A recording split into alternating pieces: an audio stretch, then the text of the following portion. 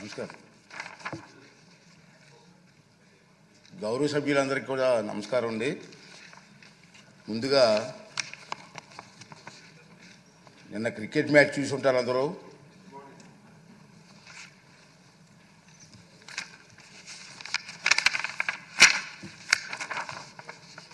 దాని గురించి సభలో champions trophy cricket tournament cup గెలుచుకున్న భారత క్రికెట్ జట్టుకు నా తరపున, ఈ సభ తరపున, తెలుగు ప్రజల తరపున శుభాకాంక్షలు తెలియజేస్తున్నాను. మన దేశం ఈ కప్పు గెలుచుకోవడం మూడోసారి.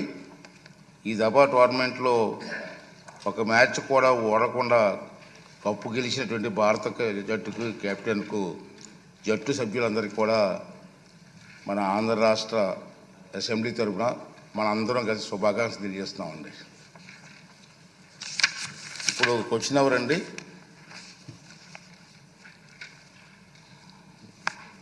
భరత్ గారు.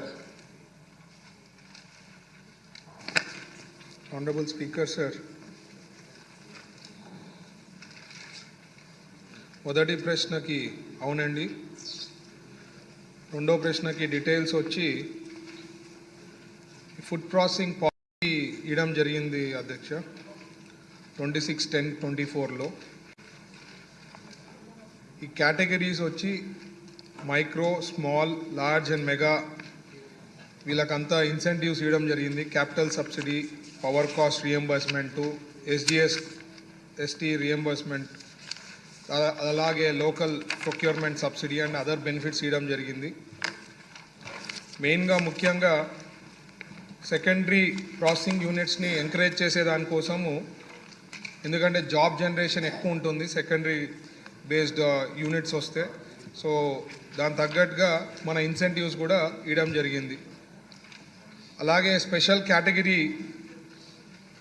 కేటగిరీలో అడిషనల్ 10% కూడా ఇవ్వడం జరిగింది. అంటే women, BC, minority, SC, ST, specially abled, transgender entrepreneurs కూడా ఒక 10% అడిషనల్ బెనిఫిట్ ఇవ్వడం జరిగింది. బేసిక్లీ ఎంటర్ప్రెన్యూర్స్కి ఏమైనా చేస్తున్నారా అనేది ప్రశ్నకి ముఖ్యంగా చెప్పాలంటే మన పాలసీ ఏమి, మన గవర్నమెంట్ వచ్చిన తర్వాత ఏం పాలసీ వచ్చింది, బెస్ట్ పాలసీనా, ఇండియాలో బెస్ట్ పాలసీనా, ఎంకరేజ్ అవుతారా ఇక్కడ పెట్టేదానికి యూనిట్స్కి అనే ఉద్దేశంతో ఈ ప్రశ్న ఉన్నట్లు అనిపిస్తూ ఉంది. సో బేసిక్లీ ఈ స్కీమ్స్ మన ఇన్సెంటివ్స్ గురించి ఉంది. ఒకటి సెంట్రల్ గవర్నమెంట్ స్కీమ్స్ ఉంటాయి, మన స్టేట్ గవర్నమెంట్